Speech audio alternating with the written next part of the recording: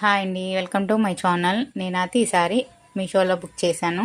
శారీ అనేది చాలా బాగుంది. చూడండి, ప్యూర్ జార్జెట్. మనకి బయట షాపుల్లో అయితే 1500 1600 ఉంది.